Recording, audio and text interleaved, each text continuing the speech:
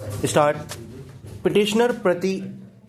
द्वारा मजिस्ट्रेट के न्यायालय में प्रति उत्तर में पिटिशनर द्वारा किए गए कथन की वह पहले ही अपनी पत्नी इसमें कि प्रथम प्रत्यर्थी को तलाक दे चुका है, अपनी पत्नी को पहले ही तलाक दिए जाने की सत्यता और शुद्धता को साबित या स्थापित करने में उसके असफल रहने पर भी ऐसे प्रत्युत्तर के फाइल किए जाने की तारीख से तलाक की घोषणा के रूप में लागू होगा। अपनी पत्नी को तलाक देने के अपने आशय की घोषणा लिखित में की गई थी, किंतु इस प्रकार की घोषणा पत्नी या समुदाय के वयोवृद्ध व्यक्तियों की उपस्थिति में नहीं की गई थी। अतः पत्नी को तलाक देने के अपने आशय को साबित करना होगा। इस मामले के तथ्यों के आधार पर हमें पति के अपनी पत्नी को तलाक देने के स्पष्ट आशय का अनुमान लगाने में कोई कठिनाई नहीं है। अपनी पत्नी को तलाक देते हुए पति की घोषणा केवल पत्नी को संसूचित किए जाने के समय से प्रभावी होगी। मजिस्ट्रेट के समक्ष की कार्यवाही में पत्नी एक पक्षकार है और यहाँ पति ने असंदिग्ध भाषा में अपनी पत्नी द्वारा दंड प्रक्रिया संहिता की धारा 488 के अधीन भरण पोषण के दावे के विरोध में फाइल किए गए प्रत्युत्तर में विनिर्दिष्ट प्रकथन करके अपनी पत्नी को तलाक देने के अपने आशय को स्पष्ट कर दिया है। इन परिस्थितियों में पति द्वारा किए गए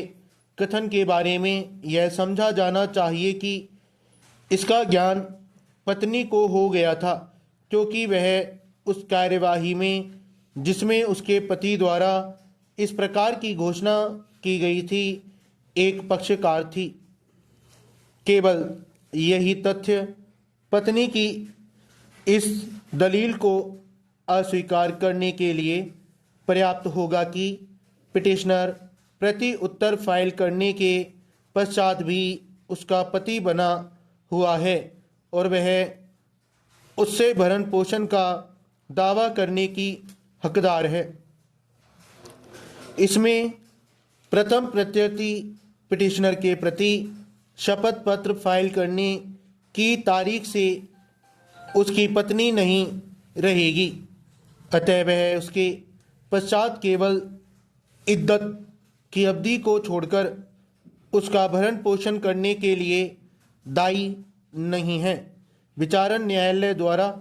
पिटिशनर और प्रथम प्रत्यर्थी के पुत्र और पुत्री की बाबत अधिनिर्णीत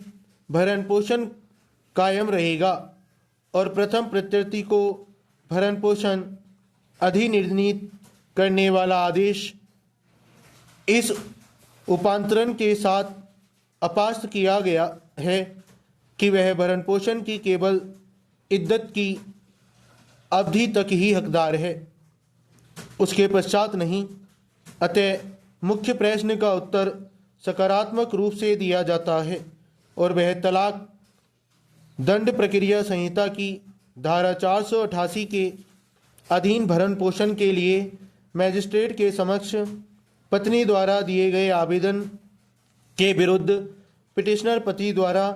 फाइल किए गए प्रत्युत्तर की तारीख से प्रभावी होगा। अब हम प्रथम प्रत्यर्थी के काउंसिल की अगली इस दलील की परीक्षा करेंगे कि उसका मुवक्किल दंड प्रक्रिया संहिता 1973 की जो 1/4/1974 को प्रवृत्त हुई धारा 125(1) के सपठित उसके स्पष्टीकरण खंड 6 के उपबंधों के लागू होने के कारण भरण पोषण की हकदार है। धारा 125(1) के अधीन यदि पर्याप्त साधनों वाला कोई व्यक्ति अपनी पत्नी का जो अपना भरण पोषण करने में असफल है, भरण पोषण करने में उपेक्षा करता है या भरण पोषण करने से इनकार करता है तो मजिस्ट्रेट ऐसे व्यक्ति को यह आदेश देने के लिए सशक्त है कि वह अपनी पत्नी के भरण पोषण के लिए कुल मिलाकर 500 रुपये से अधिक